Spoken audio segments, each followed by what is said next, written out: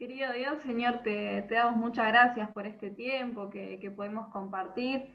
Te damos gracias por la vida de Wilfredo, por su predisposición, su tiempo también compartido con nosotros.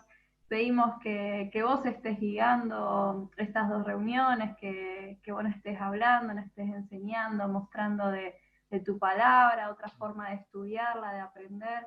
Damos gracias por esta oportunidad que tenemos de capacitarnos, de aprender cosas nuevas. Pedimos que vos estés habitando en cada una de nuestras vidas, en nuestros corazones, que sea tu espíritu también el que se esté moviendo con total libertad en estas reuniones y en la vida de cada uno de nosotros. Gracias por todo lo que nos estás mostrando y enseñando. En tu santo nombre, amén. Amén. Bueno, muchas gracias. Buenas tardes. Todo tuyo, Billy. Gracias. Bueno, a muchos de ustedes ya los conozco, nos hemos visto. He parado en la casa de ustedes. He comido demasiado y bebido demasiado en la casa de ustedes también, así que me conocen. Nos hemos reído, hemos conocido también la posibilidad de conocer juntos al Señor en algunos campamentos y otras instancias. Así que un gusto para mí. Bueno, yo quisiera que en este encuentro de hoy trabajáramos un poco cómo acercarnos a una de las formas literarias que la Biblia nos presenta, y es las narraciones, también pueden ser llamadas historias o relatos. Pero antes de acercarnos al texto bíblico, hay muchas cosas que nosotros ya conocemos por propia experiencia de la vida acerca de la narrativa. Por ejemplo, cuando vos te tenés que presentar a alguien, lo que haces es contar la historia de tu vida. Bueno, yo soy tal, nací en tal lugar, estudié esto, viví en tal ciudad. Contás una historia. Entonces, ya de entrada, tu vida es una historia. Entonces, ¿sabés? Y en eso que contás vas poniendo datos geográficos, datos personales, datos de quiénes fueron significativos para tu vida, datos de si te mudaste, no te mudaste, si cambiaste de carrera o no. O sea que para entender la narrativa del Nuevo Testamento, nosotros ya tenemos como una preparación básica porque entendemos lo que es una historia, porque entendemos nuestra historia. Y muchas veces cuando tenemos que presentarnos, justamente contamos una historia. Pero más aún todavía, somos rioplatenses. Y nuestra cultura rioplatense ha hecho de las historias, de contar buenas historias, somos, no le digo los campeones, pero tenemos muchos.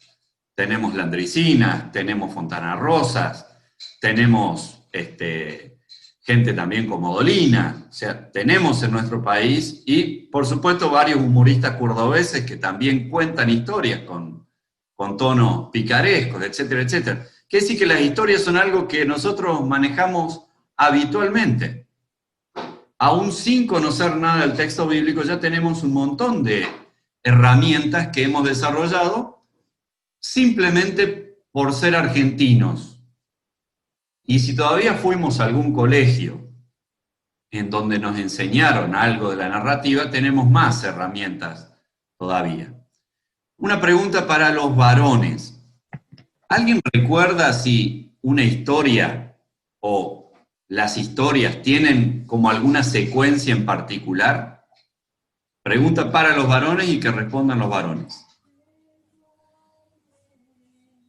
Sí, A ver, inicio, bien, desarrollo, sí, Y al final. perfecto, excelente, muy bien. Miedo le iba diciendo, ¿viste? Tenía miedo por la No, está bien, está bien, el hombre se tomó su tiempo, está bien, excelente Bruno. Pero esa es la estructura básica de una historia, un inicio, un desarrollo y un cierre. Puede tener varias otras maneras de decirlo, pero básicamente así es una historia. Pregunta para las chicas ahora, tienen que responder las chicas.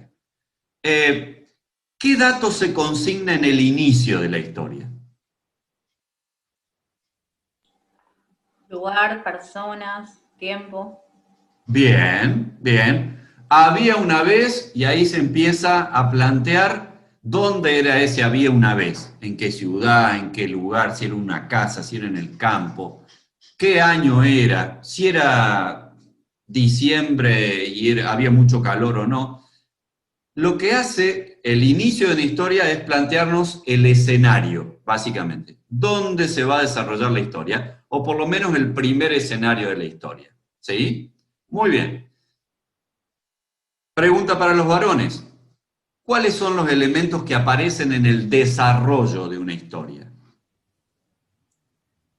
Una problemática, una dificultad. Bien, excelente. Si no hay un conflicto, no hay historia, porque justamente lo que genera un conflicto es la sorpresa. Y ahora, ¿cómo hacemos? ¿Sí? Tiene que haber algún problema, tiene que haber alguna disputa, tiene que haber algo que esté ahí. ¿Cómo encontramos ahora a esta bella mujer que estuvo en el palacio y que salió corriendo y que dejó solo un zapatito? Y ahora tenemos que encontrar a la belleza que calzó ese zapato y no podemos. Es el conflicto y ahí surge toda esta espera. ¿Y dónde estará? ¿Y por qué no la encontramos? ¿Y dónde tendremos que ir a buscarla? Y eso es lo que le da a la historia suspenso. ¿Quién es el asesino? Justamente, la historia, cuando nos cuenta una película, ¿quién es el asesino? ¿Cómo vamos a hacer para encontrar el asesino? ¿Qué pistas ha dejado? Hay un conflicto. En el desarrollo siempre hay algún conflicto que plantea un suspenso. Muy bien. Ese conflicto va creciendo y llega como hasta un clímax, llega hasta un punto en donde la cosa es como insoportable, ¿sí? Y luego de ese conflicto, ¿qué hay?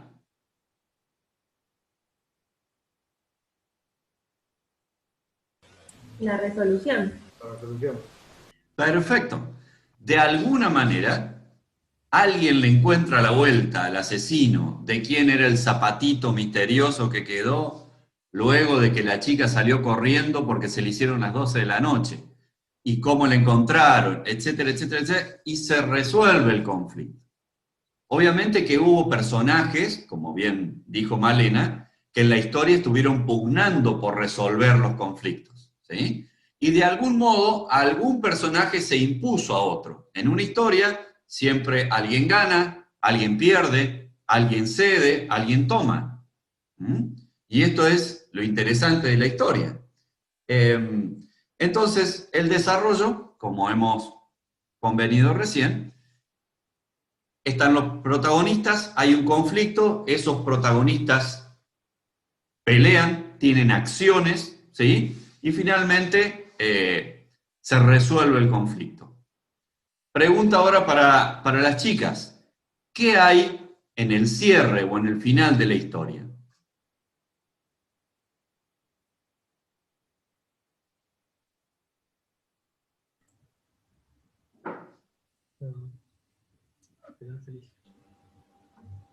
Vos o la profe de lengua.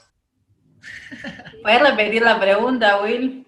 ¿Sí? ¿Qué hay en el cierre de una historia? ¿Qué se comparte?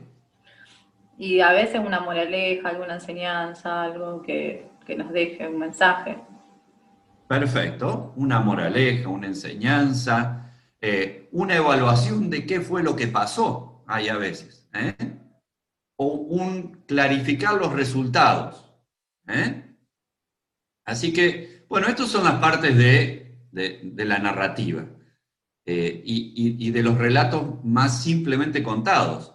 La posmodernidad ha mezclado estas cosas, ¿sí? Por ejemplo, 21 gramos, una película de hace unos cuantos años, ¿sí? Donde hay partes, no es que empieza en el inicio la película empieza como a la mitad, después te dan algunos datos del inicio, después se va casi hasta el final, después vuelve al medio, y vos y yo, como lectores y como personas que están tratando de recomponer esta historia, tenemos que hacer el esfuerzo de decir, esto es del principio, esto es casi al final, así termina esto y esto explica por qué en el medio había tal cosa, ¿sí? Hay otra película también que se llama Amores Perros, que también se cuenta de esta manera. Así que no todas las historias se cuentan inicio, desarrollo, cierre, pero sí todas tienen estos momentos. Pueden estar mezclados, pueden estar intercambiados, o parte de cada uno de esos momentos intercambiados, ¿sí? Por ejemplo, un pasaje narrativo, Marcos capítulo 3, en donde Jesús tiene una charla con sus seguidores y dice que elige a 12 de ellos, ¿sí? Y los nombra. Y va nombrando. Y el último que pone en la lista Marcos es y Judas Iscariote. ¿Y saben qué dice después? El que lo traicionaría. Obviamente que ahí la narrativa está metiendo un dato que está muy lejos de lo que fue ese hecho. ¿Se entiende? Alto spoiler. Claro, ¿sí? Pero fíjense que el narrador, el que cuenta la historia, mezcló tiempos.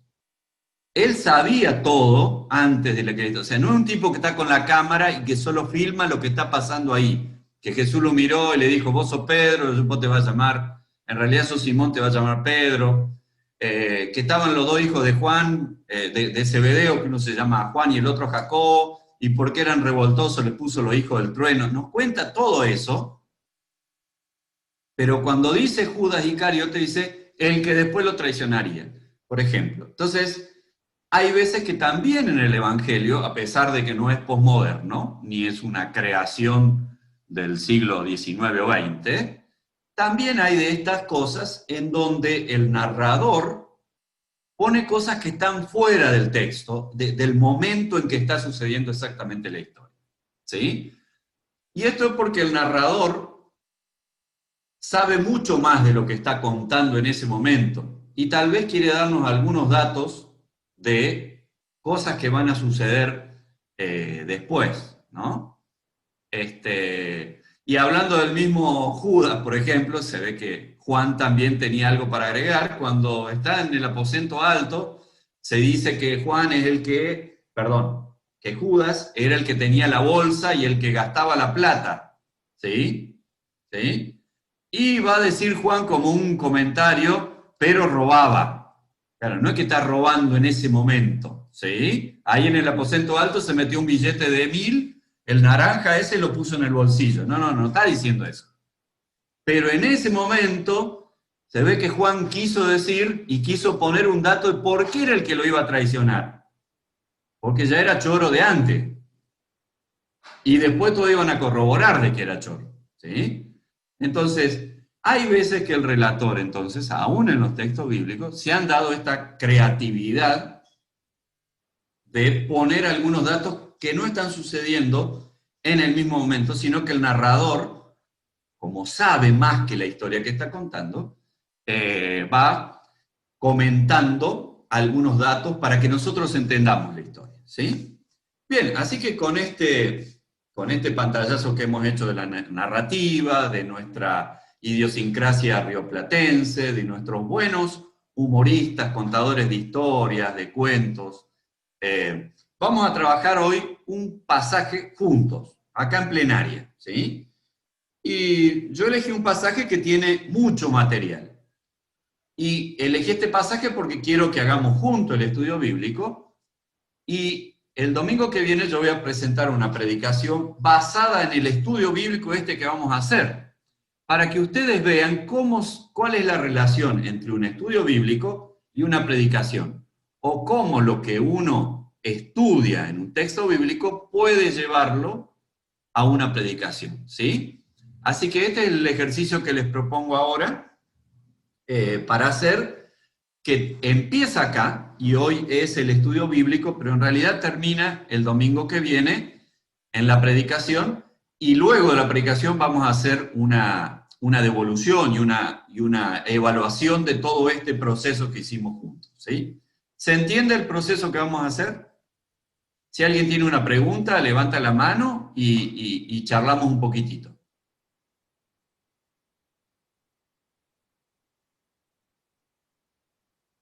¿Vamos bien? ¿Antonella? ¿Te estabas desperezando o...? Estamos, bárbaro. Bueno, seguimos.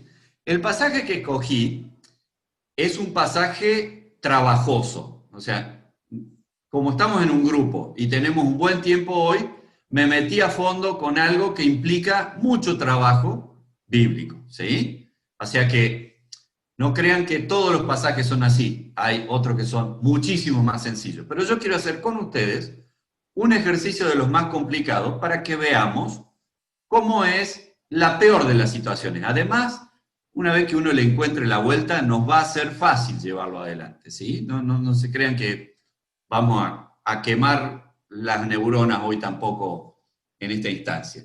Pero sí vamos a tener que estar muy atentos al texto bíblico.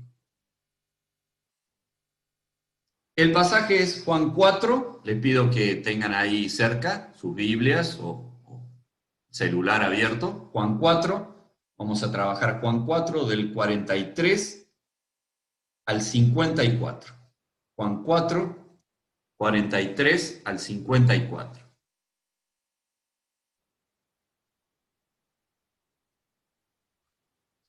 ¿Por qué digo que este es un pasaje que tiene sus complicaciones? Bueno, la verdad, ustedes piensen en Juan, piensen en Marcos, piensen en Lucas, piensen en Mateo. ¿Ustedes creen que alguna vez se les pasó por la cabeza que nosotros íbamos a estar leyendo lo que ellos estaban escribiendo? ¿Ustedes creen que algún día se levantaron y dijeron, yo sé que un día Wilfredo va a predicar sobre esto, qué bárbaro? ¿Creen que alguna vez hubo algún pensamiento de este estilo por la cabeza de Lucas? No. En realidad ellos escribieron estos evangelios para compartirlos con personas que estaban en el Imperio Romano. Ellos vivieron de cerca y vieron de cerca a Jesús y estuvieron con Jesús. Y resulta que en Roma nadie conocía a Jesús, porque no había YouTube como para que los mensajes de Jesús los pasen en Roma. ¿Tá? Ni tampoco Jesús podía tomarse un avión a dar una conferencia a Corinto. ¿Se entiende? Ni tampoco podía chatear un poco y mandarle un WhatsApp de audio a alguien para que lo pasen el domingo en el culto. Entonces, ¿cómo hicieron quienes conocieron a Jesús para que Jesús sea conocido a 2000 kilómetros de distancia en línea recta, por ejemplo, como hay entre Palestina y Roma? O 1800, como hay a Corinto, o 1100 en línea recta, les digo, como si fuéramos en avión. Pero no había avión, ¿tá? Había que hacer por barco, o por tierra, tardar meses para llegar de un lugar a eso. ¿Cómo hacían en Tesalónica para saber quién era Jesús? No había forma. Entonces, ¿qué hicieron aquellos que estuvieron con Jesús? Lucas, Juan, Mateo, Marcos. Escribieron. Esto que tenemos nosotros es el relato de lo que ellos recordaron que vivieron con Jesús. Y esos escritos los mandaron a Roma, a Tesalónica, a Filipos, a Galacia, a Corinto, para que se sepa quién era Jesús. Pero nunca ellos pensaron que esos textos nos iban a hablar a nosotros. Entonces, pasaron estas cosas que nos pasan tan habitualmente a nosotros en los grupos. Ellos escribieron cosas que para ellos merecían comentarse, pero que leídas en otro tiempo no se entienden muy bien. ¿Por qué? Porque hay muchas cosas obvias que no la dicen. ¿Sí? Yo voy a poner un ejemplo para que ustedes entiendan. Miren, si de acá a 50, 100 años uno hace un comentario como este, ¿sabes qué? La yegua se robó todo y el gato nos mandó el país al bombo. Esta frase, así como yo la acabo de decir, es digna de un zoológico, de una persona que estudia animales, qué sé yo, pero ustedes se ríen porque entienden lo que yo estoy diciendo. Para nosotros es obvio. Claro, porque acá hay ciertas cosas que hay detrás de lo que yo estoy diciendo que ustedes entienden perfectamente. Más allá de que yo no quiero herir a nadie, ninguna susceptibilidad, por eso puse a los dos, a la yegua y al gato, para que nadie se pelee y crea que yo estoy hablando mal de uno o de otro, no es mi intención. Es poner un ejemplo para que entendamos que nosotros tenemos ciertas complicidades. Hay ciertas cosas que para nosotros son obvias y las decimos en esa jerga obvia. Bueno, en los evangelios también hay cosas de esas. Ellos no explican todo, porque hay cosas obvias para ellos. ¿Sí? Entonces, a veces nos cuentan lo obvio y a veces no. Y nosotros tenemos que en los evangelios tratar de mirar con ojos que no son los nuestros, sino con los ojos de quienes escribieron los evangelios. Entonces, esta es la dificultad. No es tan grande tampoco la dificultad para entender los pasajes bíblicos. Lo que tenemos que hacer nosotros es intentar pensar con una cabecita de 2000 años atrás. Intentar vivir las cosas como las pueden haber vivido hace 2000 años atrás. Y si hacemos ese esfuerzo, muy posiblemente comprendamos lo que los textos quieren decir. ¿Sí? Entonces, en esto de que este texto que tenemos es complicado, no es complicado porque la Biblia es complicada y no sabemos qué carajo nos quiere decir Dios con esto. No. No es por eso. Es porque tal vez nos falten algunos datos que con un poquito de búsqueda y con buenas herramientas los podemos llegar a encontrar para entender qué nos quiere decir Dios con esto. Bueno, esta es un poquito la introducción antes de meternos en el pasaje, que ya les digo, nos va a presentar varias dificultades en donde vamos a ser exigidos a pensar con una cabecita de 2000 años atrás. ¿Sí? ¿Vamos? Listo. Podemos proyectar la primera pantalla, Santi, que es el texto bíblico que vamos a trabajar. Así, ¿quién le gusta leer? ¿Alguien de ustedes que lo lea con voz firme? Ahí se ve bien. ¿Se ve completo ahí? Sí, no es nada, o sea, ver eso. Ah. Sí se ve. Eso quizás no hay. Ah, está bien. Ahora sí. ¿Ahí se lee? ¿Ahí Sí. se ve bien? Sí, Yo sí, lo estoy profe. viendo. ¿Sí? ¿Quién quiere leerlo? A ver. Yo lo leo, no tengo drama. Dale. Dice, después de estos 2 días, Jesús salió de allí rumbo a Galilea, pues como él mismo había dicho, a ningún profeta se le honra en su propia tierra. Cuando llegó a Galilea, fue bien recibido por los galileos, pues estos habían visto personalmente todo lo que había hecho en Jerusalén durante la fiesta de la Pascua, ya que ellos habían estado también allí. Y volvió otra vez Jesús a Caná de Galilea, donde había convertido el agua en vino. Había allí un funcionario real, cuyo hijo estaba enfermo en Capernaum. Cuando este hombre se enteró de que Jesús había llegado a Judea de Galilea, fue a su encuentro y le suplicó que bajara a sanar a su hijo, pues estaba a punto de morir. Ustedes nunca van a creer si no ven señales y prodigios, le dijo Jesús. Señor, rogó el funcionario, baja antes de que se muera mi hijo. Vuelva a casa, que tu hijo vive, le dijo Jesús. El hombre creyó lo que Jesús le dijo y se fue. Cuando se dirigía a su casa, sus siervos salieron a su encuentro y le dieron la noticia de que su hijo estaba vivo. Cuando les preguntó a qué hora había comenzado su hijo a sentirse mejor, le contestaron, ayer a la 1 de la tarde, se le quitó la fiebre. Entonces el padre se dio cuenta de que precisamente a esa hora Jesús le había dicho, tu hijo vive. Así que creyó él con toda su familia. Esta fue la segunda señal que hizo Jesús después de que volvió de Judea a Galilea. Muchísimas gracias. Bueno, muy bien.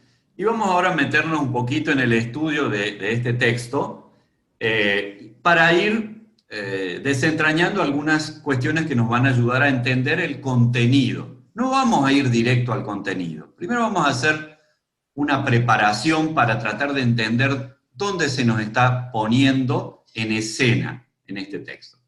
Bien. Nadie tiene por qué saber qué es Galilea. Sabemos que es Pueblo Ester, Gobernador Galvez, Funes, todo eso lo conocemos. las islas que se queman enfrente, todo eso lo sabemos, pero no tenemos por qué saber qué es Galilea. Suena seborrea, pero no tiene que ver con la caspa, por ejemplo, ¿sí? Entonces, segunda foto que quiero que proyectemos ahora, vamos a entender un poquito de qué se trata esto. En esta foto aparece lo que es el país en donde vivió Jesús, ¿sí? Este es el país donde vivió Jesús. Tenía 3 provincias importantes. Vamos a empezar desde el sur hacia el norte.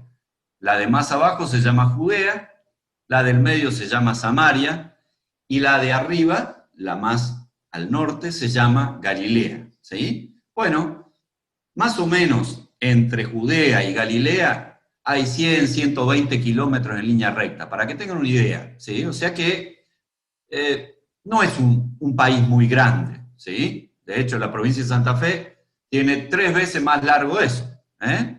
Es mucho más largo que eso la provincia de Santa Fe, 3 veces casi. Más de 300 kilómetros en altura tiene Santa Fe, así que es un país chiquitito.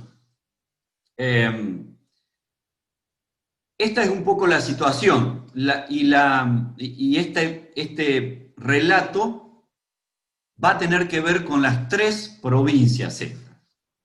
Si tienen el texto presente, fíjense una primera cuestión que tenemos que observar una vez que nos hemos metido en el país de Jesús. Después de estos 2 días, cuando un texto empieza así, ¿uno qué tiene que hacer? Les pregunto a las chicas.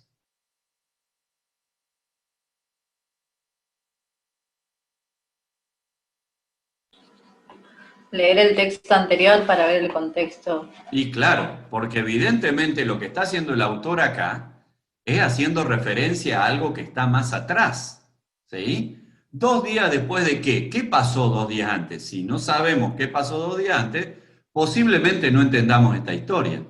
Entonces, la pantalla que sigue, yo les voy a decir a qué se está refiriendo con este 2 días antes. Fíjense Juan 4, así empieza Juan 4.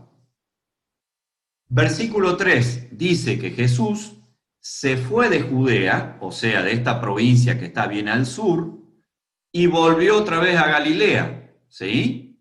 O sea, se hizo unos 100, 120 kilómetros caminando.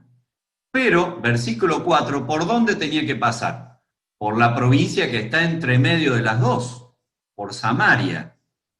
Y llegó en la provincia de Samaria a un pueblo que se llama Sicar. Y allí Jesús tiene un encuentro con una mujer al lado de un pozo.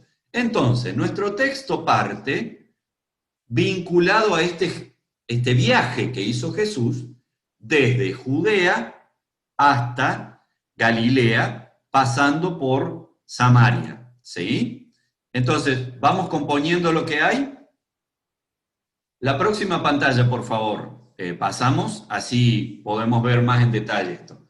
Fíjense, en la parte de abajo, en este mapa que les estoy presentando, allí hay un pueblo que se llama Sicar. Está indicada la provincia de Samaria, y ahí está Sicar, ¿sí? Y si ustedes miran un poquito para arriba, van a ver la provincia de Galilea, que es donde va a suceder el hecho que nos va a narrar Juan. Tenemos la composición del lugar entonces, aprendimos el país en donde vivió Jesús, 3 provincias, la del sur Judea, la del medio Samaria, la de arriba Galilea. Jesús viene en viaje, ¿sí?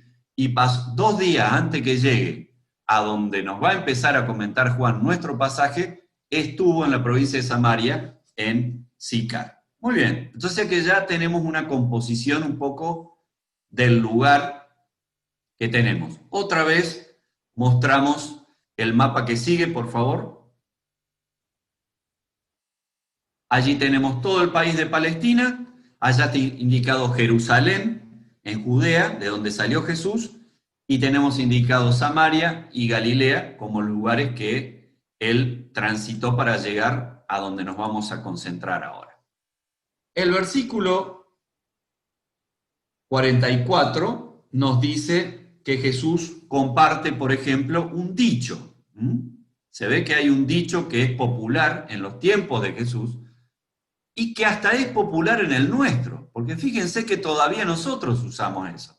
En eso es como si el tiempo no hubiera pasado, ¿sí? El tiempo pasó para la ciudad de Sicar, el tiempo pasó para la provincia de Samaria y de Judea y de Galilea, pero fíjense que algunas cosas del texto bíblico sí llegan hasta nosotros. Este refrán que aparece en el versículo 44, no hay profeta a quien se le honre su propia tierra, todavía aparece en nuestros días. Pregunta para los varones, ¿qué significa? ¿Cuándo usamos ese refrán nosotros hoy?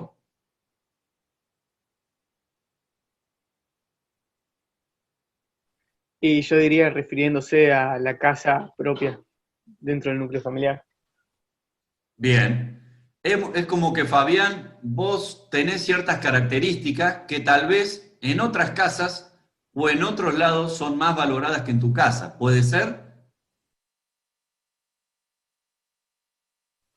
Puede ser, puede ser. Algo de eso, ¿sí?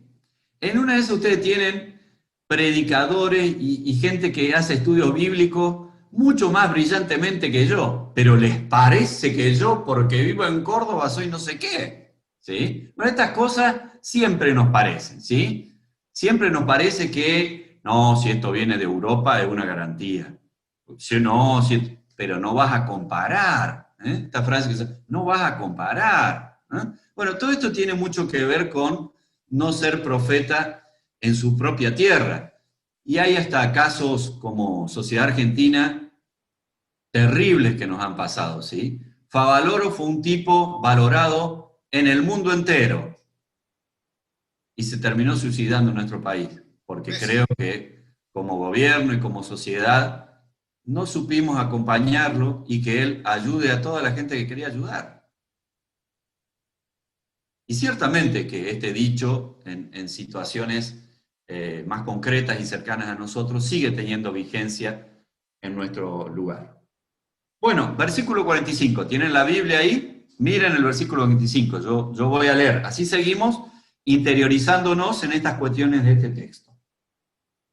Cuando llegó a Galilea, sabemos dónde está Galilea, miren el mapa, la provincia más al sur. Cuando llegó a Galilea, fue bien recibido por los galileos, así se llaman los que viven en Galilea, los galileos, ¿sí?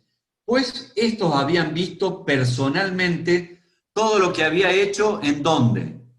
Fíjense, en Jerusalén, volvemos al mapa.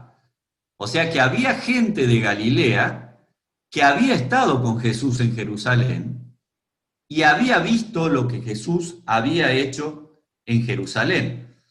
¿Qué será esto que Jesús había hecho en Jerusalén? Bueno, ya lo vamos a ver. Por lo pronto, quiero que veamos la próxima imagen. Por favor.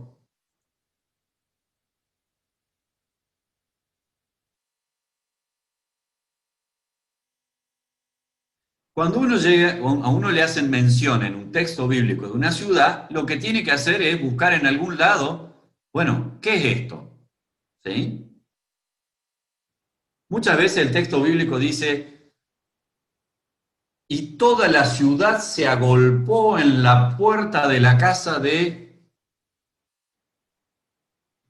apóstol Juan, del apóstol Marcos, de quien sea, ¿sí? Yo les quiero decir que la ciudad, no piensen que es un Rosario, por ejemplo. Este texto al que yo estoy haciendo referencia, cuando se habla que toda la ciudad se agolpó en la casa de Pedro, estamos hablando de una ciudad como Capernaum, que ¿saben cuántas manzanas tenía? 6. Así, 6 manzanas. Esa es toda la ciudad. Bueno, el texto bíblico está escrito en un tiempo en que toda la ciudad era toda la ciudad, tenía 6 manzanas. Claro, vos decís, ¿a quién le ganás con 6 manzanas? Bueno, pero este texto está escrito 2000 años atrás. Somos nosotros los que tenemos que entender la manera que ellos tenían de entender una ciudad, ¿sí? Entonces, cuando te nombran una ciudad, una aldea, lo que hay que hacer es ir a buscar algún libro, algún ejemplo, buscar en internet hoy, ¿de qué estamos hablando cuando hablamos de Caná de Galilea? Bueno, muy bien. Y acá ustedes tienen, yo voy a leer un pequeño comentario sobre lo que es Caná de Galilea. Primero dice, una aldea de Galilea, en las regiones altas al oeste del lago. Se menciona únicamente en el Evangelio por Juan. Fue escenario del primer milagro realizado por Jesús y está consignado en Juan 2, 1 y 11. El lugar donde, con una sola palabra, sanó al hijo del oficial del rey que yacía enfermo en Capernaum. ¿Sí? Como también la aldea donde vivía Natanael. Bueno, esto es un poco Caná de Galilea. Es una aldea, una pequeña aldea, diríamos hoy. Es un pueblerío, ¿sí? Muy bien, la próxima imagen nos va a decir esto que el texto nos viene tratando de hacer entender, que es qué había hecho Jesús en Jerusalén que los galileos habían escuchado de él. Vamos a Juan 2. Miren lo que había hecho Jesús en Caná de Galilea en otra oportunidad. Había estado en Caná de Galilea, había ido a una fiesta con su familia, y en esa fiesta hubo un pequeño detalle. Como bien dice y canta la Mona Jiménez, alguien se había tomado todo el vino. No está en tono de pregunta en el texto bíblico como lo canta la Mona, pero la situación es la misma. Se habían tomado todo el vino, ¿sí? Y resulta que la mamá de Jesús no tiene mejor idea de decirle, tal vez la mamá hubiera querido que Jesús componga quién se ha tomado todo el vino, supongo yo, se me hace como para pensar cualquier estupidez nomás, ¿no? Y para que nos riamos un rato. Pero le dice a Jesús, che, se han tomado todo el vino y no sabemos quién. Y de ahí viene la canción, obviamente. ¿Y Jesús qué hace? Unas tinajas de agua que había, las transforma en vino y bueno, y hace que los muchachos sigan divirtiéndose y la sigan pasando bien, ¿no?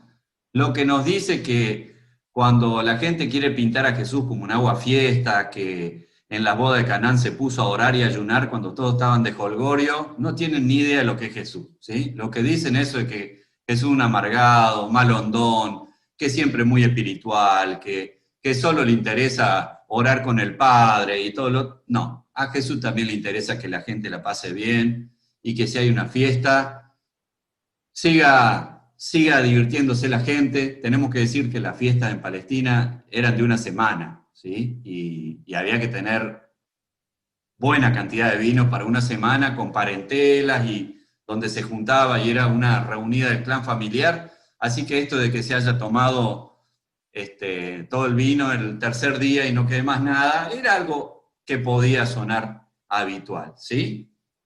Bueno, ¿le interesa todo esto o no? ¿Está bueno? Bueno, seguimos. Sí. ¿Se dan cuenta cómo uno va dialogando con el mundo de hace 2000 años atrás, no? He tratado de mostrarle mapas para que lo entendamos, he tratado de contarle historias que tienen que ver con cómo se movía la gente, cómo se comunicaba la gente de aquel tiempo, cómo era una fiesta, cómo era una ciudad, etcétera, etcétera. Así que vamos metiéndonos de a poquito en el texto. Bien. Volvió Jesús a Caná de Galilea, versículo 46 estoy leyendo, donde había convertido el agua en vino. Bien.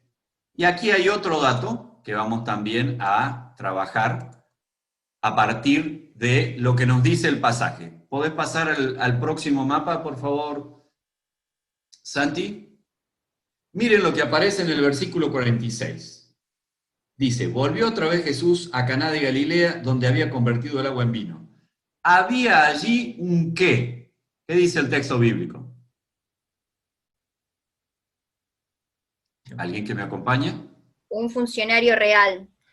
Perfecto, muy bien, un funcionario real. Bueno, este mapa que tengo acá habla un poco de cómo estaba distribuida la política de del control de este país que se llama Palestina, ¿sí? Ahí hay franjas con dos colores.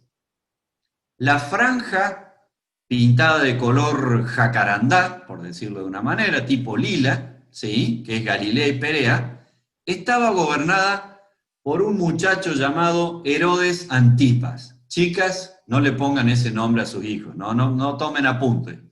Más vale otra cosa más sencilla, ¿sí? No les recomiendo algún nombrecito de eso.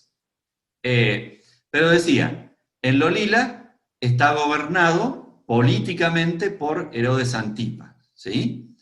Lo celeste, Samaria, Judea y Idumea, está gobernado por Herodes Arquelao.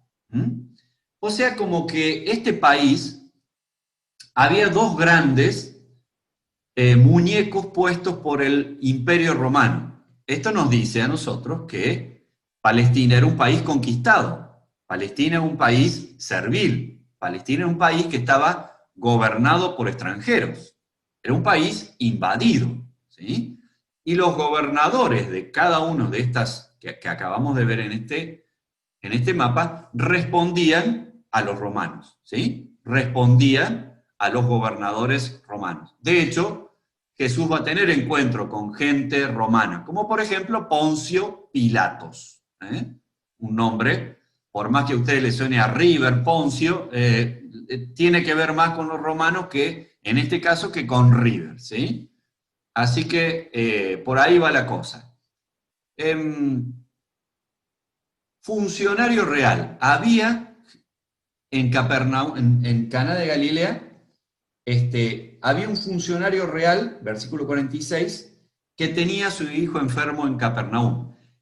Este funcionario real, obviamente, era una persona encargada que respondía a las órdenes de Herodes Antipas, que es el político que gobierna la región. Así que, de esta manera el texto nos está diciendo quién es el personaje con quien Jesús se va a encontrar. Este es uno de los primeros personajes que aparece en este texto. Malena nos decía que en una narrativa uno tiene que estar atento a los personajes. Bien, aparece un personaje.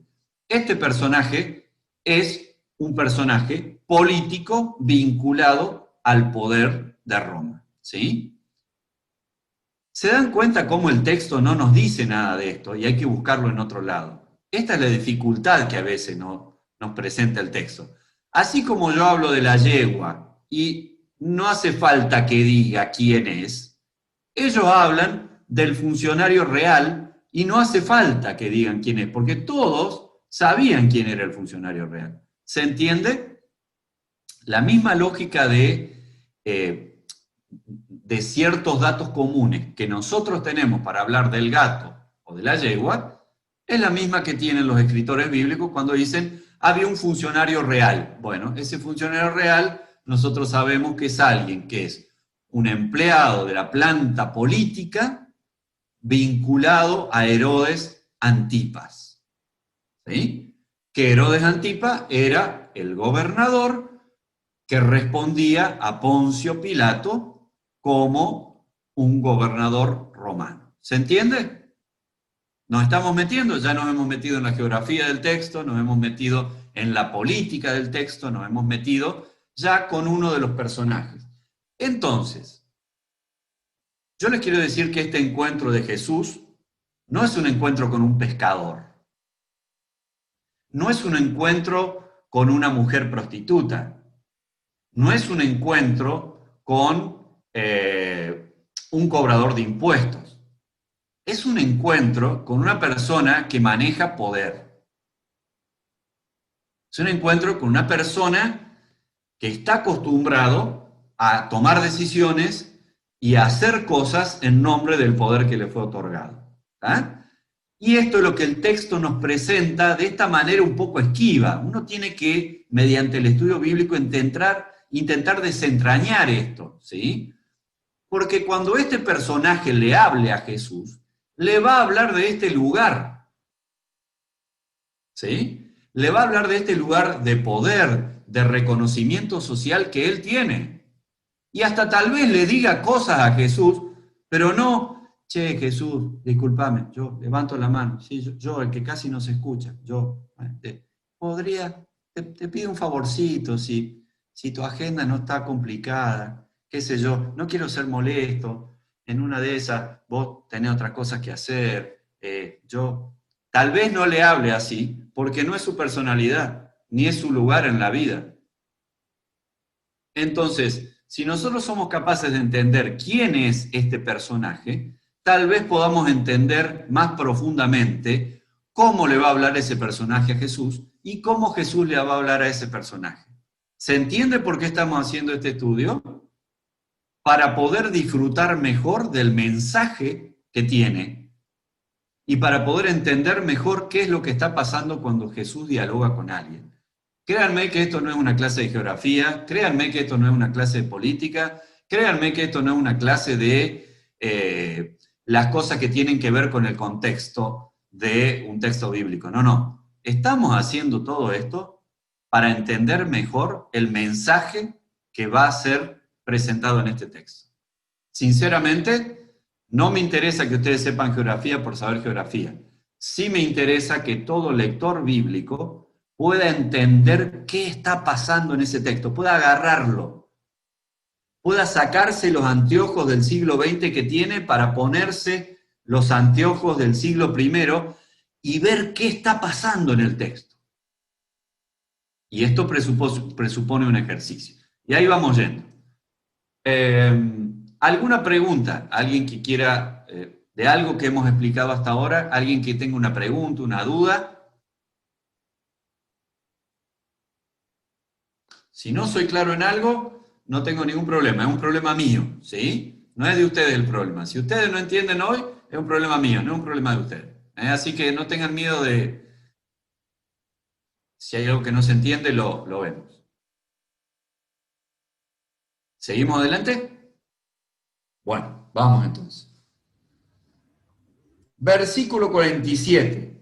Cuando este hombre, léanlo, así lo seguimos juntos. Cuando este hombre, que vuelvo a decir, es un funcionario real, un líder de la planta política del gobierno que está sometiendo a Palestina, cuando este hombre se enteró de que Jesús había llegado de Judea a Galilea, fue a su encuentro y le suplicó que bajara a sanar a su hijo, pues estaba a punto de morir. Muy bien. ¿Dónde vive? Pregunta para los varones. ¿Dónde vive esta persona, este funcionario real? Capernaum. En Capernaum. Perfecto. Muy bien. Siguiente pantalla, por favor, Santi.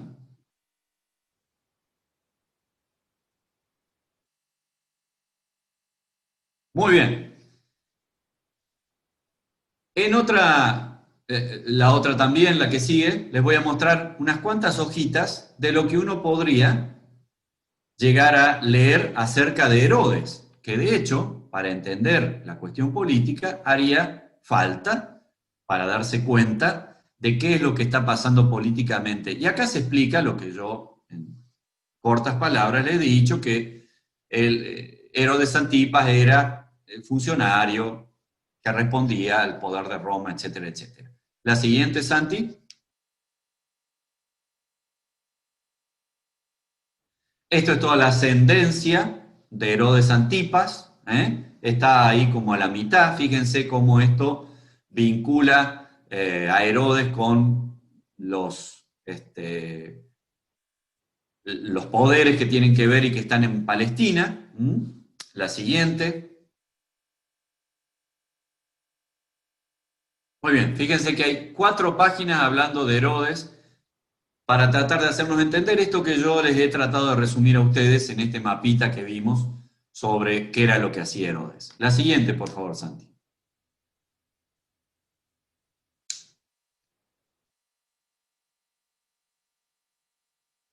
Muy bien. Tenemos a este funcionario del rey que vive en Capernaum. Está perfecto. Y se entera que Jesús que ha venido desde Jerusalén, o sea, la provincia de Judea, ha pasado por Samaria, ha llegado a Galilea y está en Caná de Galilea. Y sabemos también por el texto de que funcionario tiene un hijo que está a punto de morir. Pregunta para las chicas.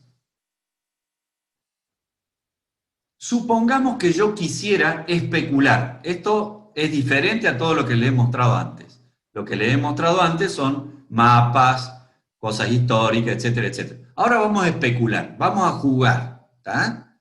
Lo que les voy a proponer ahora es un juego. No es una interpretación del texto bíblico ni nada que se le parezca. Chicas, si ustedes tuvieron que ponerle un nombre a este funcionario, ¿qué nombre le pondrían? ¿De qué cultura les parece que puede llegar a ser este nombre? Y les doy 3 posibilidades, chicas. Judío, griego o romano.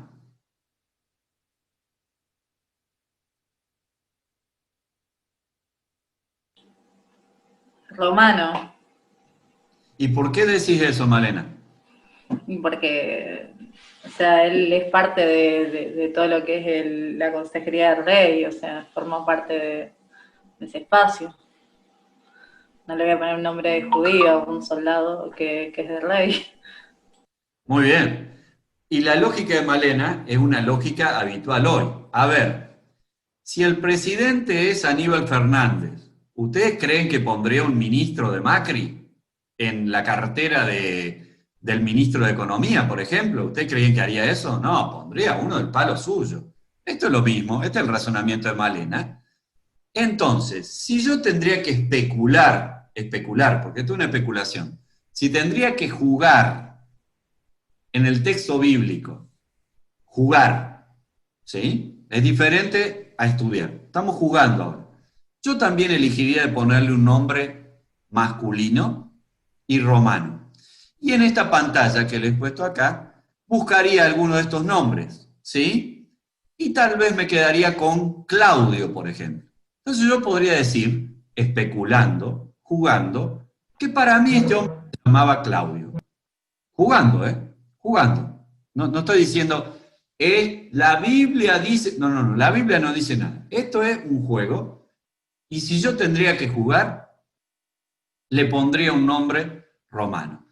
Y si le pondría un nombre romano, se lo pondría con C, y no sería ni Cándido, ni Catamito, ni Cayetano, ni Cecilio, sino Claudio, porque Claudio suena a emperador, ¿no? Suena a poder. Entonces, jugaría con esta cuestión de que si le tendría que poner una... Y bueno, yo especularía de que se llame Claudio, esta persona, ¿sí? Y ahora los varones, si tendrían que especular sobre cómo se llamaría el hijo que está enfermo, que nos dice el versículo 47, a los varones, ¿cómo creen que se llamaría? ¿Sería un nombre palestino, judío, griego o romano? Romano. ¿Y por qué decís eso, Nau? ¿Y por qué el mismo palo? Supongo que porque la idea es querer hacerlo reconocer como el mismo palo que el padre, digamos. ¿No? Está bien, le pondré un nombre cercano a su cultura. Además, a ver, le pondré un nombre que le dé estatus. No que se llame como los que él está conquistando, ¿sí? No que se llame como los que tiene de súbditos. Pondré un nombre que, no le vamos a poner Jessica, como le pondría el cordobés. Jessica, no le pondría, suena groncha, Jessica, ¿cómo es Jessica?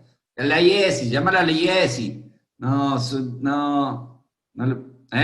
Entonces, obviamente, como dice el Nabo, le pondría un nombre que tuviera que ver con algo de la cultura romana, etcétera, etcétera. Próxima pantalla, Santi. Mientras nos divertimos con el texto bíblico y todo esto. Espero que se estén divirtiendo un rato también mientras estamos estudiando, ¿no? Muy bien. Quiero mostrarles un poquitito dónde está Capernaum. Este es el mar de Galilea. Mar, Bueno, en el texto bíblico aparece mar. Habría que ver qué tiene de mar eso, ¿no?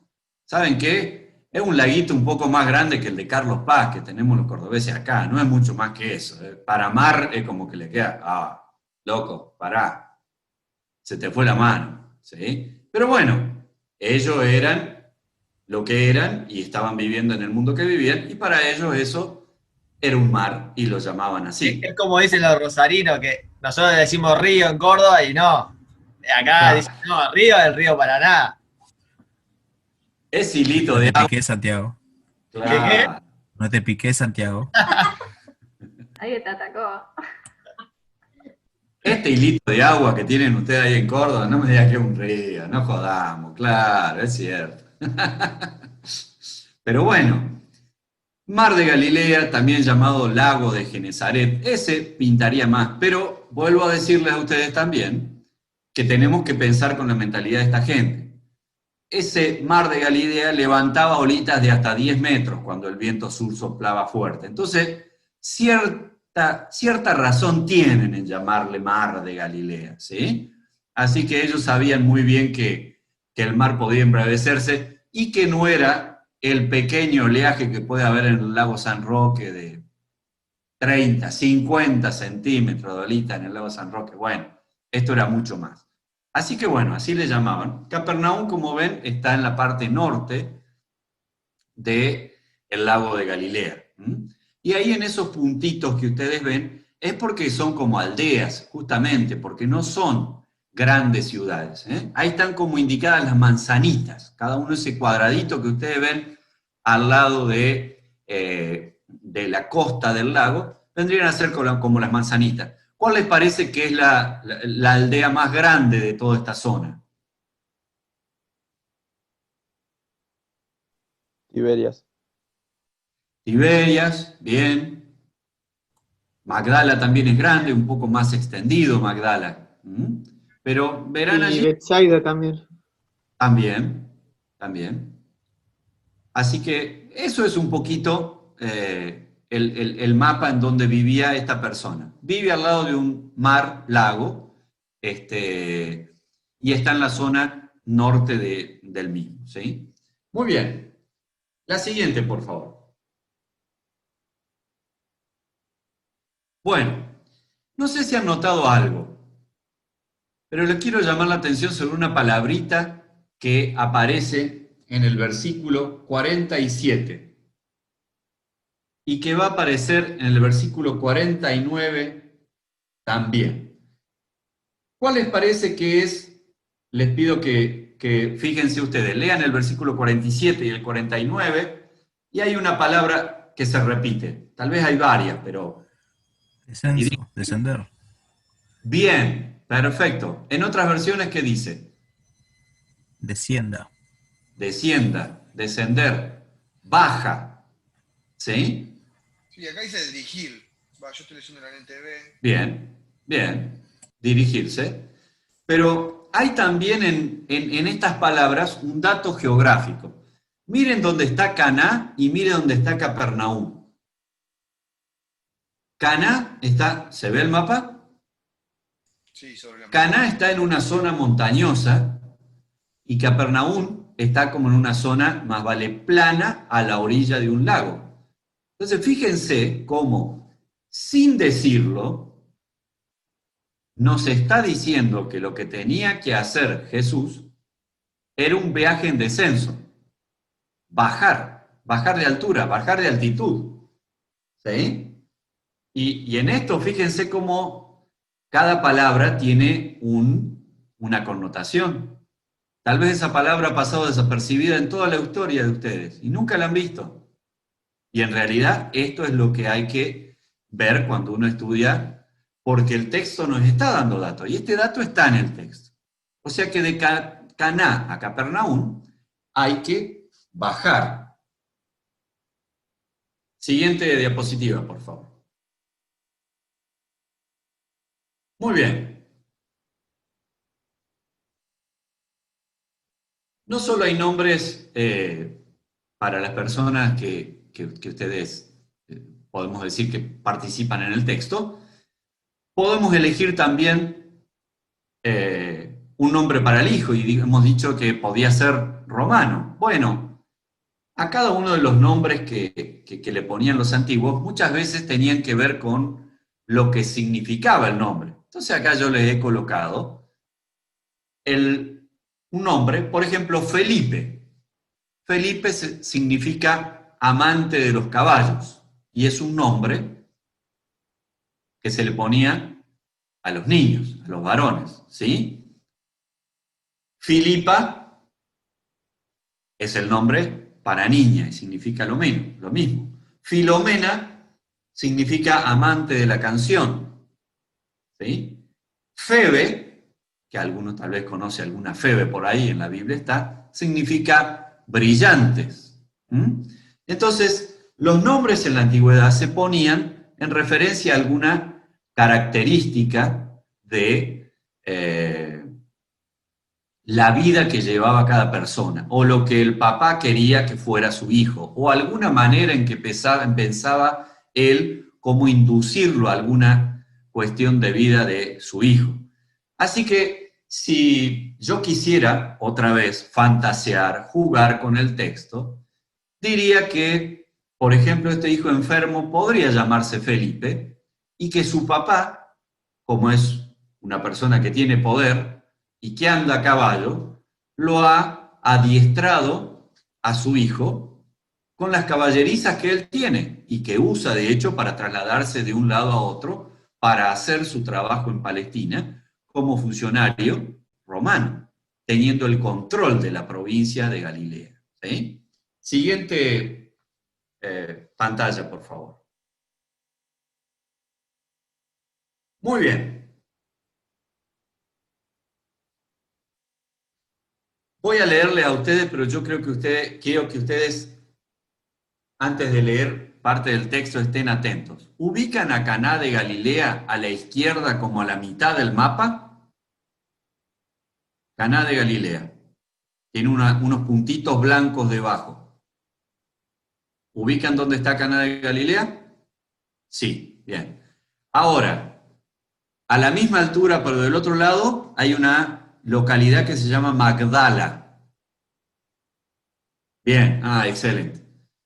Fíjense dónde está Magdala, pero en realidad yo quiero hacer mención a Capernaum, que está más arriba de Magdala. ¿Podés señalarnos dónde está Capernaum?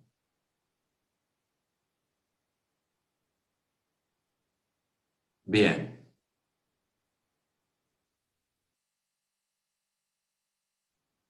O sea, yo les quiero poner en situación de qué fue lo que pasó en el texto.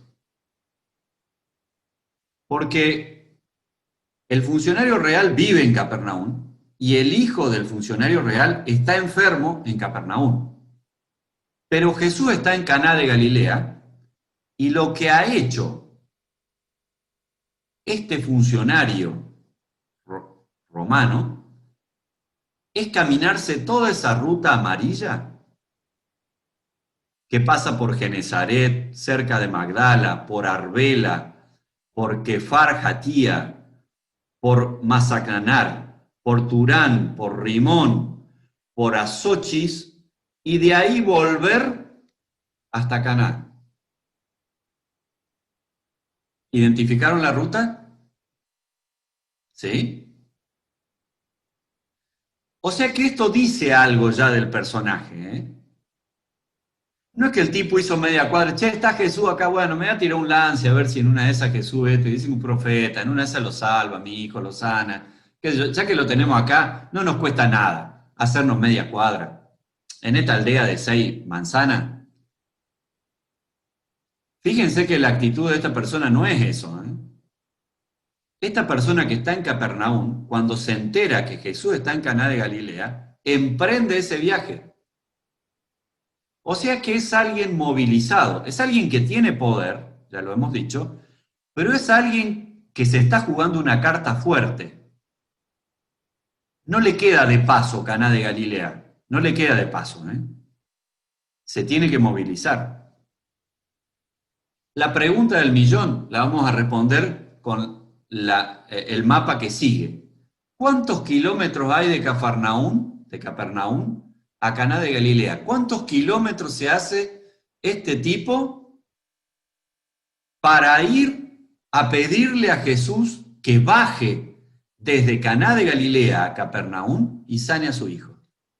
Esta es una pregunta que les hago a ustedes. Ponemos la próxima pantalla y a ver si lo pueden sacar ustedes mismos.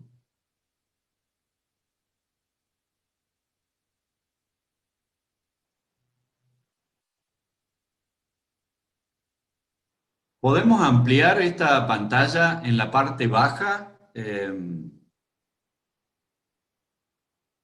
Bien, pero la parte bien de abajo. Vamos a la parte bien de abajo.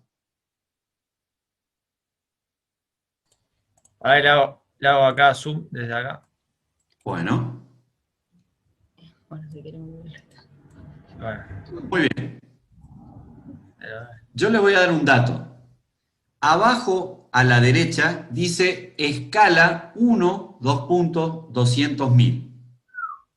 Entonces, lo que dice este mapa es que cada 10 minutos decimales horizontales, 10 minutos decimales horizontales son 15 kilómetros. Entonces, fíjense que cerca de Hamut hay una crucecita.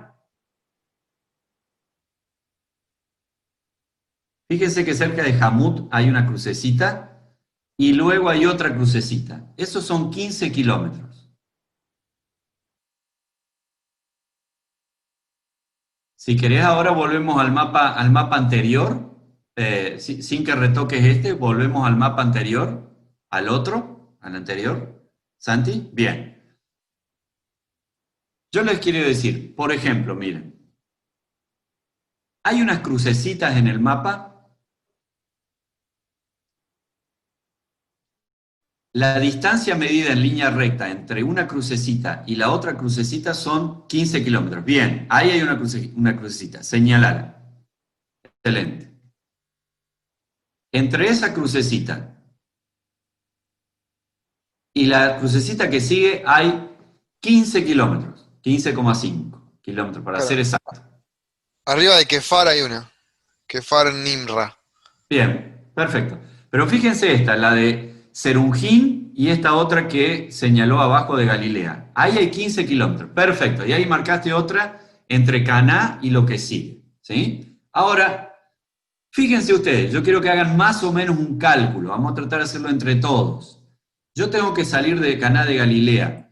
No tengo camino para atravesar la llanura de Zabulón. No hay camino ahí. Tengo que salir. La ruta amarilla y roja es la ruta principal, la ruta más transitada, la ruta menos peligrosa, la ruta por donde van las caravanas habitualmente y cruzan Galilea, la provincia de Galilea, la cruzan de este modo. Entonces, tengo que ir de Caná de Galilea a Azochis. ¿Cuántos kilómetros creen que hay de Caná de Galilea a Azochis? y unos 15 más o menos. 15, perfecto. Pongamos número redondo, excelente. Ya hizo 15 de Caná de Galilea a Azochis. De Azochis a Turán, ¿cuántos creen que hay? También, más o menos. Un poquito Sí. más. Más o menos. Tal vez un poquito más. Pareciera el doble, sí. Pareciera como hay 20. Perfecto. De Turán a Kefar Hitaya, ¿cuántos creen que hay? Otros 15 más. 15. Otros 15 más. Tenemos 15 más 20 más 15. Bien. De Kefar Hitaya a Genesaret, ¿cuánto hay? Y capaz que unos 20. Capaz que unos 20, unos 15 también. ¿Sí? Muy bien. Y de Genesaret a Capernaum, ¿cuántos hay? 10. 10. Muy bien. Hagan la suma y díganme cuántos kilómetros se hizo este funcionario real para ir a ver a Jesús. Sí, casi 70, 75 kilómetros, 70, 75. Bien. Entonces ahora yo los quiero poner en situación. Y en su vida, encima. Y en su vida lo hizo. Exactamente. Muy bien. Entonces, mi pregunta es, para que podamos entender lo que está pasando en el texto bíblico, ¿esta persona tendrá interés o no en encontrarse con Jesús? Un poquito. ¡Wow! Un montón. ¿Estará desesperado por la vida de su hijo o no? Sí, sí. Sí. 70 ¿Tendrá kilómetros un caminando. poco de fe en Jesús? Sí, Demasiado. Sí, yo creo que si hace semejante distancia, o sea, va a eso. Bien, bien. Entonces yo quiero ahora que volvamos al texto. Con todos estos datos que hemos encontrado nosotros, volvamos al texto. Y les pregunto, ¿en cuánto creen que se hace un viaje de estos en mula en el siglo I en Palestina? En un día y medio, dijo. 2 días, claro. Un día y medio. Bien, un día y Va, yo medio. pensé de acá a Luján, que son 60 kilómetros y se hacen en un día caminando. Y es llano. Perfecto, perfecto, perfecto. Un día y Pero medio. calle, capaz. Nahuel. ¿Cómo? Un La día y tenía medio faltado. estaría bien entonces. A San Nicolás, Marciano, no a Luján. Bueno, San Nicolás, es lo mismo. Bueno, muy bien. Entonces, fíjense, yo ahora quiero que, después de haber compuesto esta situación y que hayamos entendido en dónde está funcionando este texto, en dónde está funcionando, en la geografía, en el sentimiento, en la familiaridad, en dónde está funcionando esto, yo quiero que volvamos al texto. Y les voy a leer el versículo 47. Cuando este hombre se enteró de que Jesús había llegado de Judea a Galilea, fue a su encuentro, se hizo 70 kilómetros, un día y medio de viaje mínimamente. Fue a su encuentro y le suplicó que bajara, o sea, Caná de Galilea está más alto, bajara a sanar a su hijo, pues estaba a punto de morir. Ahora yo les quiero poner en la situación. Ustedes saben el viaje que se hizo esta persona, a quien yo voy a llamar arbitrariamente y jugando, la voy a llamar Claudio, para que nosotros tengamos como una complicidad y lo hagamos más nuestro al personaje, ¿sí? Le voy a poner nombre. Voy a decir que se llama Claudio. Claudio se hizo un día y medio de viaje, arriba de un burro, ¿eh? No lo hizo en primera clase business Alitalia. No. Lo hizo en burro, al rayo del sol. Tuvo que pernoctar, dormir en la noche en algún lado. Comió de viaje. Se guarneció bajo los árboles que pudo. Pensó durante todo ese viaje que se iba a encontrar con Jesús. Llega y le pide a Jesús que baje, que se haga los 70 kilómetros con él y que sane a su hijo que está enfermo en Capernaum. Entonces yo les voy a decir ahora lo que uno esperaría de Jesús. Que Jesús le diga, che, varón, qué viajazo que te hiciste. ¿Hace cuánto que estás viajando? La miércoles, qué pedazo de fe que tenés. Y además te veo desesperado. Así que vamos ya, ensillá una mula para mí y ya emprendemos regreso a Capernaum. ¿Eso es lo que le dice Jesús? Quiero que alguien me lea la respuesta de Jesús que está en el texto bíblico. Ve, tu hijo vive. No. Antes que eso. no, Ah, antes, perdón, 48. adelante. Ay, Dima. Ay, perdón, estoy muy ansioso. Me spoileó el final. 48. 48. Dice, si no veréis señales y prodigios, no creeréis. ¡Wow! ¡Qué gamba que este Jesús! ¡Qué piola! ¿Cómo se pone en la piel de la gente que está desesperada? Sensibilidad que tiene.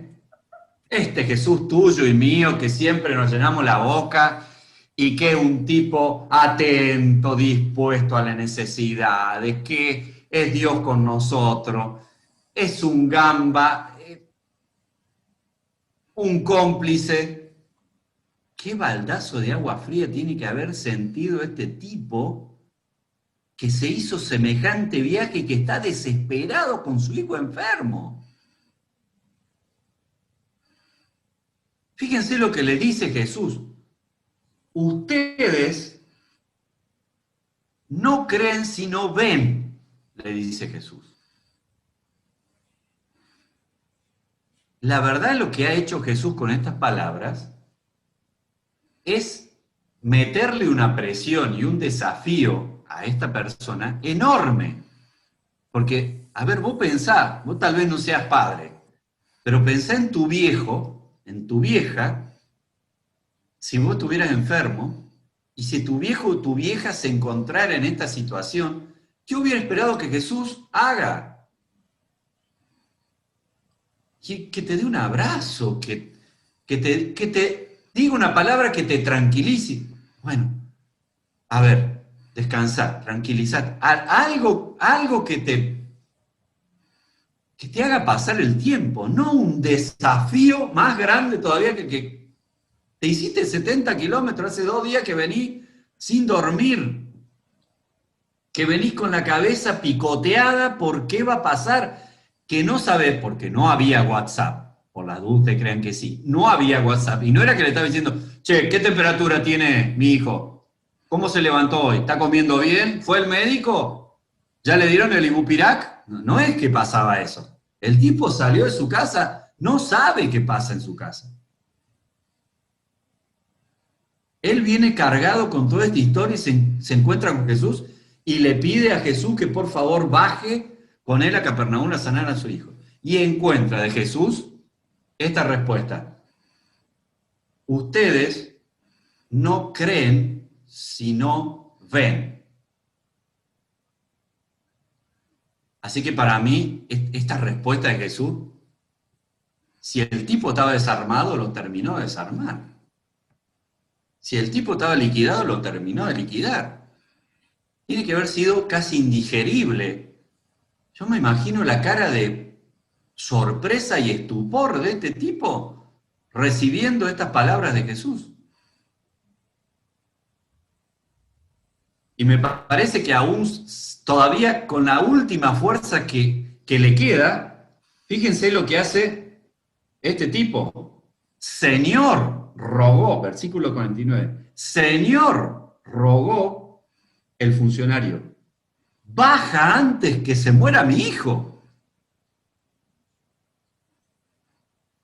A pesar del cachetadón que le pone Jesús, el tipo se endereza como puede y va otra vez a ver si lo puede noquear a Jesús y si lo puede entusiasmar a que se venga con él. Acá en esta versión dice, ven hablando antes que mi hijito se muera. Bien. O sea, como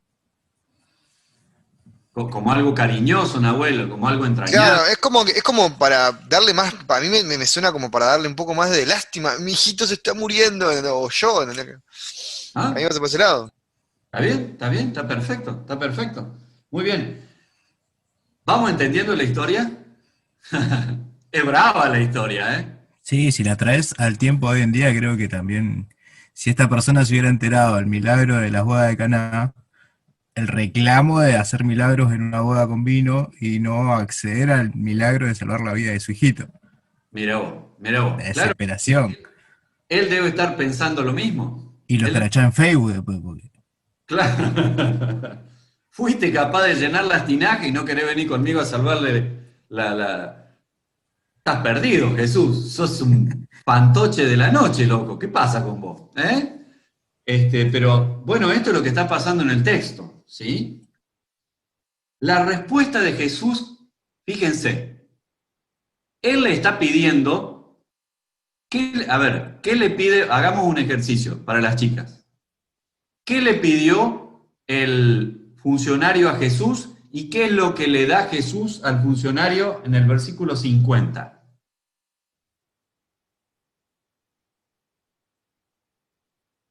Primera pregunta, ¿qué le pidió el funcionario a Jesús? Que descienda con él. ¿Cómo? Que descienda con él. Perfecto. Lo que quiere el funcionario es que Jesús venga con su caravana, se hagan el día y medio, dos días de vuelta, llegue, entre a la pieza donde está su hijo y lo sane, ¿o no? ¿Eso fue lo que le pidió? Sí. ¿Qué le da Jesús? Una orden. Que vaya. Sí. Ve, le dice. Y que vuelva a la casa. Andá. Bien. Y que crea. Muy bien, Bruno. Claro que sí. Ve a tu casa que tu hijo vive, le dijo Jesús. Pero no sé si ustedes entienden lo que está pasando en el texto, ¿sí? Porque lo que el tipo, ¿qué necesita? Que Jesús vaya con él. Porque son otros 2 días de agonía solo. No sé si entienden. ¿Qué se lleva Claudio? Se lleva palabras, palabras que se las lleva el viento. Es lo único que le pudo sacar a Jesús. Palabras, palabritas. Él quería que Jesús, Claudio quería que Jesús venga con él, porque, y si viene conmigo, no sé, hará algo, y si está muerto lo resucitará, y si no lo sanará, pero Jesús viene conmigo, charlaremos en el camino, trataré de atenderlo bien. Claro, porque tampoco le dice, por ejemplo, te pido que lo sanes, o sea, lo que le dice es vení conmigo. Sí, pero obviamente Sí, obviamente que quería que lo sanes, quería que pero lo sane. El versículo 47 dice que bajara a sanar a su hijo, pues estaba a punto de morir, ¿no? Pero la idea que en la compañía, yo supongo que Claudio en el viaje de vuelta tendría que sentirse un poco más tranquilo, un poco más tranquilo aunque sea. Y este Jesús no le da nada. O sea, esto entre nosotros. Nosotros sabemos que Jesús le da. Sí. Pero ustedes métanse en la piel y a ver si no sienten que Jesús no le da nada. Métanse como padre, métanse como madre y piensen que tienen que volverse a su casa con estas palabras. Vuelve a casa que tu hijo vive. Lo único que le saqué a Jesús de este viaje 2 días de vuelta, o de 1 día y medio de ida, y de 1 día y medio de vuelta, o sea, de 3 días, lo único que le saqué a Jesús fueron 7 palabritas. Y antes de eso me bardeó lindo, porque me dijo que nosotros no creemos si no vemos. Antes de eso me bardeó. Con eso me vuelvo a mi casa, sin saber qué pasó, sin WhatsApp, sin que me manden un audio de voz. También, Wilfredo, ¿sabés qué pienso cuando lo empezamos a leer?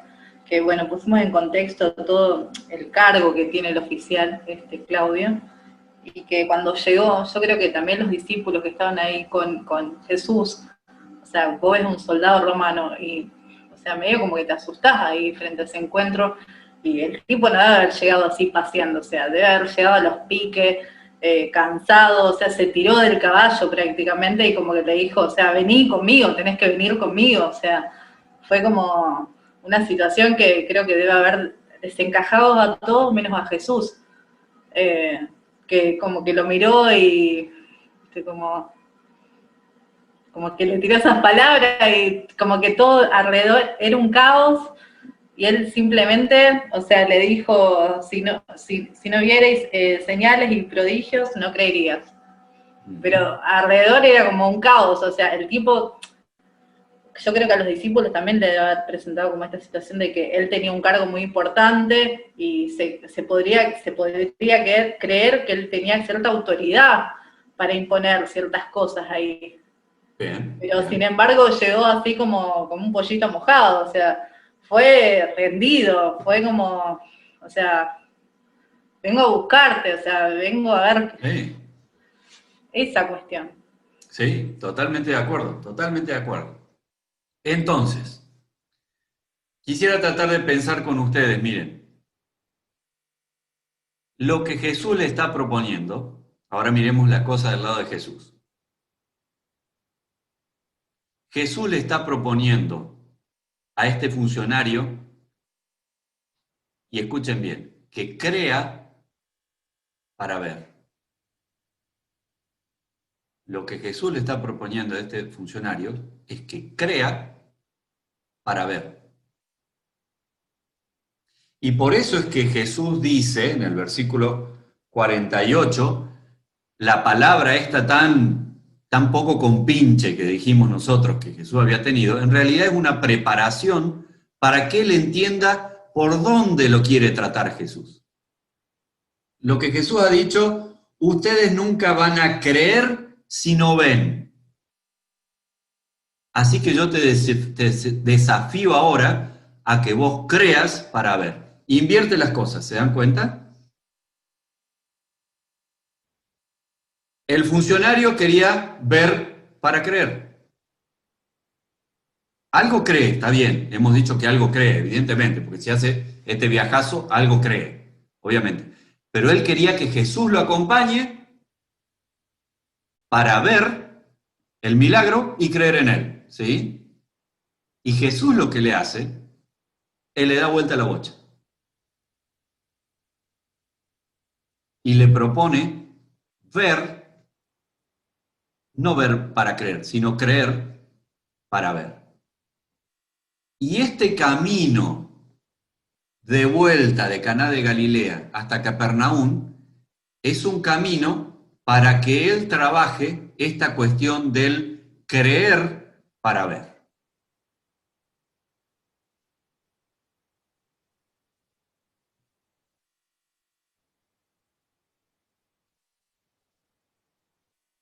Y ahora yo, en base a los datos que tenemos aquí, voy a mostrarle algunas otras cosas que él puede haber hecho. Pensemos, con esa palabra, él tiene que volver a su casa. Siguiente mapa, por favor, Santi.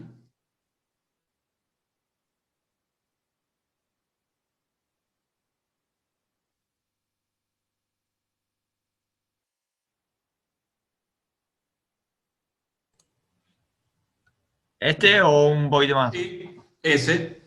En ese aparece retratado Magdala. Está destacado ahí porque es una de las ciudades de donde era, obviamente, María Magdalena era de Magdala.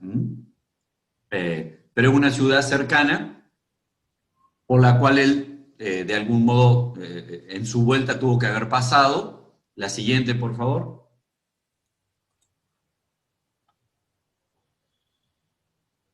Esto es una vista de la orilla de Capernaum, es una vista actual, para que ustedes entiendan un poquito cómo es el paisaje de Capernaum, ¿sí? Esto es hoy en día. Pero se puede ver que es una zona más vale plana, una planicie, al costado del mar. La siguiente, por favor.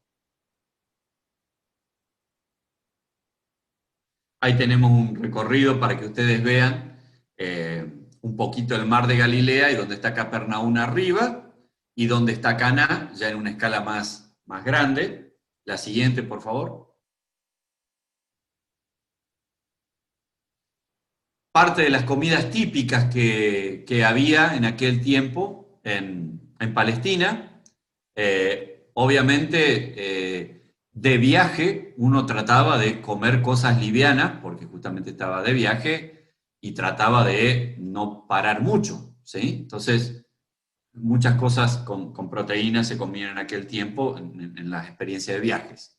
La siguiente. Muy bien.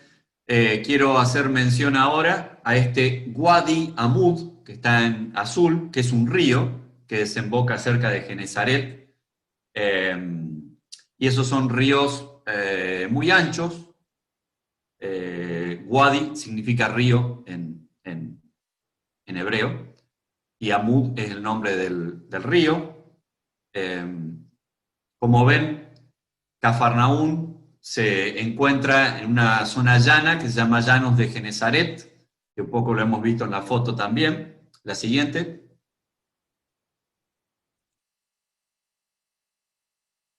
Y allí tenemos a la ciudad de Capernaum. ¿Hay alguna más? Bueno, esto que aparece acá abajo son las 6 manzanas de Capernaum. Esto es una foto actual de Capernaum, ¿sí? Básicamente, ustedes ven como ruinas, en la mitad, en la parte baja, se ven edificios que son grandes, más modernos, y después se ven apenas muros de 50 centímetros. Esas son las ruinas que quedan en Capernaum. La siguiente foto, que hay más detalle. Ahí están las ruinas de Capernaum. Lo que está todo en gris, ¿sí? Se ven los muritos de las casas. Esto es una foto actual también. Lo que se ve como blanco es el templo, o sinagoga, templo no, perdón, la sinagoga de Capernaum, una sinagoga del IV siglo después de Cristo. Posiblemente allí estuvo la sinagoga donde predicó Jesús en Marcos 1 y echó fuera demonios.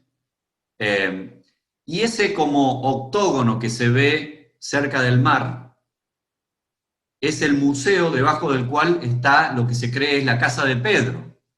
Pedro vivía en Capernaum. Y digamos, para no romper la casa en sí, lo que se ha hecho es todo un piso de vidrio, uno sube ahí y ve para abajo, mira para abajo. ¿Sí? Obviamente eso está un atractivo turístico de la Capernaum actual, ¿no? La siguiente.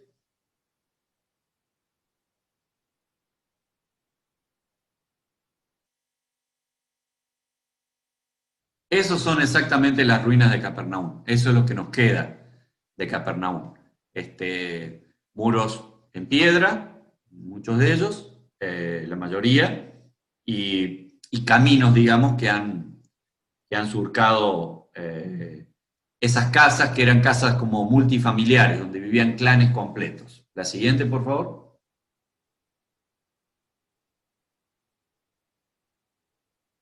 Bueno.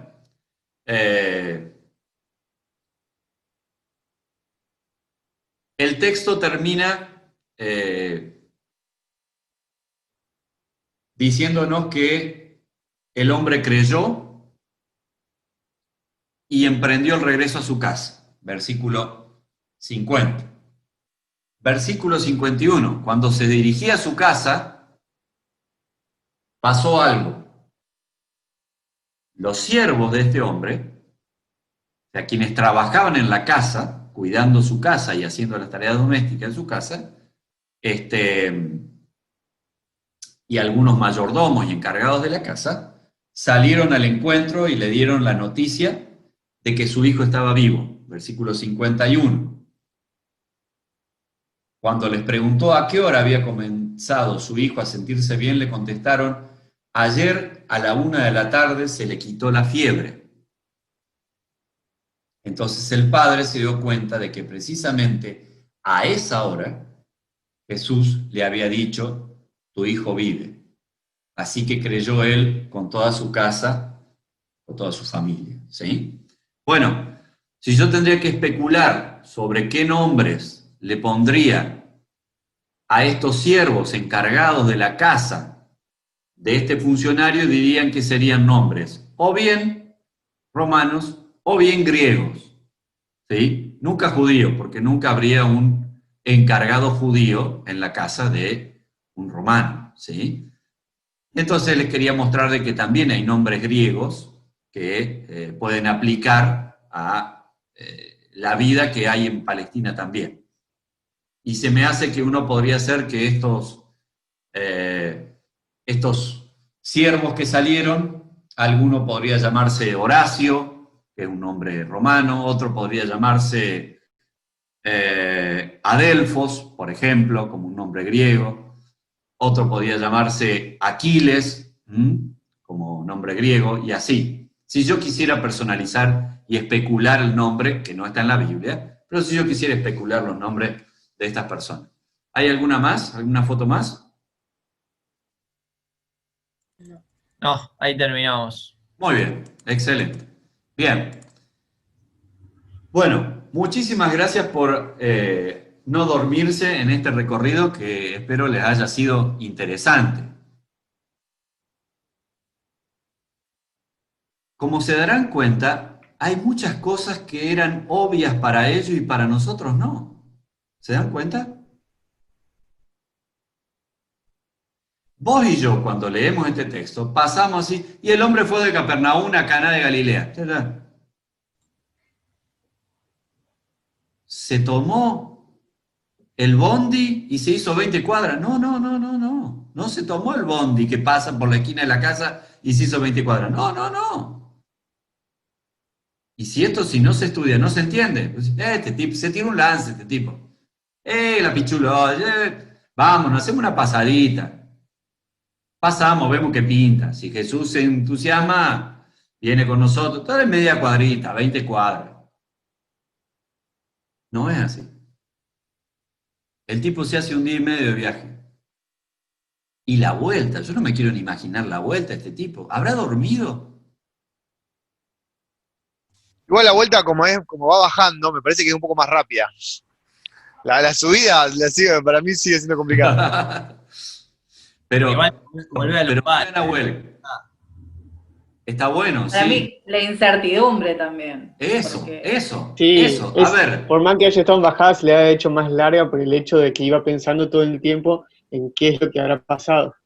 Claro, Fabián no lo sabe. A ver, yo les digo, a los grandes nos pasa esto. Una mujer de 50 años le encontraron un nódulo en un pecho y le hacen una tomografía y tiene que esperar el resultado 3 días. Paren esos 3 días. Paren esos 3 días. A nosotros nos hace un estudio de próstata y no, porque hay algo. Y uno está así los 3 días. No dormí, no tenía otra cosa que pensar. A todos nos pasa eso. Y eso que nuestra época es instantánea. Es todo ya, el resultado es ya, todo va rápido, todo es WhatsApp, todo instantáneo, todo es... Pero pensá que vos tengas que hacerte un camino de un día y medio sin tener ninguna certeza de nada. O sea, solo Jesús que te dijo 7 palabras. Andá, tu hijo vive. Con eso te volviste. Dormí si podés. Comé si podés. Pensá en otra cosa si podés. Y el tipo tiene que creer en el camino para ver. Porque Jesús le ha dado vuelta a todo. Él se lo quería llevar a su casa y ver para creer. Y Jesús le dio vuelta a todo. Y le dijo, tenés que creer primero para ver. Entonces, yo he querido en este recorrido y en este estudio tratar de animarlos a ustedes para que vean cuántas cosas se pueden descubrir con 10 mapitas. Esto que saqué yo está todo en internet, ¿eh? Yo no soy un genio. No soy un genio. Les aseguro. Ustedes ponen Camino de Caná a Capernaum, van a encontrar los mismos mapas que yo, ¿eh? No es que a este se lo damos a Wilfredo porque se lo va a enseñar después al grupo de Arroyito. No, aparece a todo lo mismo. Esta preocupación de tratar de entender qué pasa en el texto bíblico, miren si nos da herramientas. Yo todavía no prediqué del texto. Ahora, yo estoy seguro que ustedes en la cabeza ya tienen 3 o 4 predicaciones sobre este pasaje, con lo que han visto. ¿O no?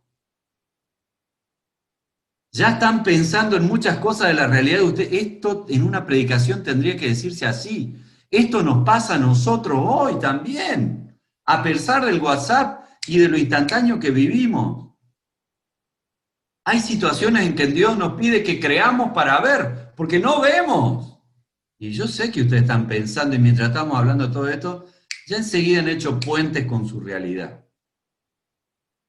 Entonces, este ejercicio, que ya llevamos casi 2 horas de trabajo, a mí me parece que es algo muy importante. Nos hemos metido con un texto, fíjense, el texto decía cuántos kilómetros había de Capernaum a Caná. No, porque ellos viven ahí, saben. Es como si vos le decís, pero no, es de acá, sí. Vamos y compramos los muebles acá. Y vos decís, y ya sabés cuántos kilómetros son. Bueno, ellos también hablaban así y escribían así. Y sabían por qué ruta tenían que ir. Y no nos dijeron nada. Vos y yo tuvimos que tratar de entender, estudiando, cómo funcionaba este texto. ¿Qué era lo que estaba pasando en este texto? Bueno, este ejercicio, que para otros textos es muchísimo más sencillo, es lo que tenemos que hacer cuando uno quiere que una narrativa tenga brillo, que una narrativa impacte, que una narrativa sea poderosa. Esta es una historia poderosa, loco. Te baja las medias esta historia. Cuando vos pensás la ida de este tipo y la palabra de Jesús, decís, wow, ¿qué pasa acá? Jesucito mío, un poco más de misericordia con este guaso que se hizo un camino impresionante y vos me lo maltratás de esta manera, Jesucito, sacá un poco de misericordia de algún lado, dale una mano, pobre tipo. Y muchas veces Dios nos trata así también, che. Porque no es que ustedes tienen la vida resuelta en todos los aspectos. Laburo, pareja, familia, porvenir. No, ustedes también tienen que ver para creer. A mí también Jesús me pide estas cosas. Yo quisiera tal cosa y me gustaría que vos hagas esto, Señor. Y no pasa nada, ¿viste? Y hay que seguir creyendo en Dios. Y no vemos nada, ¿eh? Y a veces no vemos. Y a veces no vemos. No vemos. Entonces, un poco quería animarlos a que con estas herramientas sencillas, que son mapas, yo no presenté otra cosa que mapas que saqué de internet. Y algunos comentarios que vi también en libros, ¿sí? Que están accesibles también. No hice más que ponerme a pensar y ir versículo por versículo, tratando de ver cada cosa que pasa. La estoy entendiendo, sé dónde estoy, sé lo que está pasando, no sé, averiguo, pregunto, busco un mapa, etcétera, etcétera, etcétera. Este era un poco el ejercicio que quería compartirles como estudio bíblico, y lo que van a ver el domingo que viene es como yo trasladé todas estas herramientas que hemos visto acá, sin nombrar ninguna de estas herramientas, la he llevado y la he volcado en una predicación. Y como se darán cuenta, el texto es más claro cuando uno lo entiende con lo que está pasando. Es mucho más claro. Si alguien les quiere decir que este texto habla de la segunda venida del Señor, ustedes le van a decir, vos estás en pedo, loco. No, ni acá, no. Si alguien le dice, no, porque este texto habla de la santidad. No, loco. No. Te confundiste. Estás leyendo el Corán, hermano. Acá no es así. Ahora, si usted le pregunta, ¿este texto habla sobre el creer? ¿Qué dicen? ¿Este texto habla sobre la disposición a la fe? Sí. ¿Este texto habla del Jesús que nos cambia la bocha? ¿Este texto habla de milagros a distancia o un milagro a la distancia? ¿No presencial? Entonces van a decir, sí. No. ¿Por qué? Porque entendimos el texto bíblico a partir de estudiarlo profundamente. Entonces, creo que este es el valor un poco del estudio, porque nos acerca al contenido más profundo que tiene un texto, ¿sí? Y que no por profundo es complicado. El texto este plantea una cuestión muy simple, pero muy directa. Y, bueno, ese era mi ejercicio. Si quieren... Querido Dios, Señor, gracias, papá, por este tiempo de indagar, Señor, de buscar en tu palabra, de tener claridad, Señor, en los tiempos, en la geografía, Señor, en la narrativa que nos presenta la Biblia, Señor.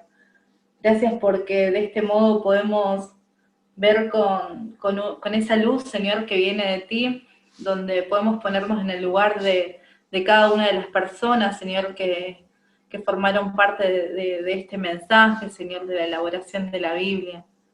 Gracias, Señor, porque nos pudiste compartir este tiempo con Wilfredo, y sobre todo porque necesitamos entender también que es necesario creer para poder ver, Señor. Gracias por este mensaje, gracias por este desafío, Señor, seguir utilizando estos medios, Señor, para poder buscar de tu palabra, papá. Gracias porque la curiosidad forma parte de nosotros, Señor, y tu palabra, Señor, es esa verdad, Señor, esa luz, y ese estímulo que necesitamos para generar y afianzar nuestra relación con vos, Señor. Gracias por este tiempo de búsqueda, papá. En tu nombre, gracias, Señor. Gracias por la vida de Wilfredo, por este tiempo dispuesto. Gracias porque a través de él, Señor, vos compartís, construís, Señor, y desafías para buscar de vos, Señor. En tu santo nombre, amén.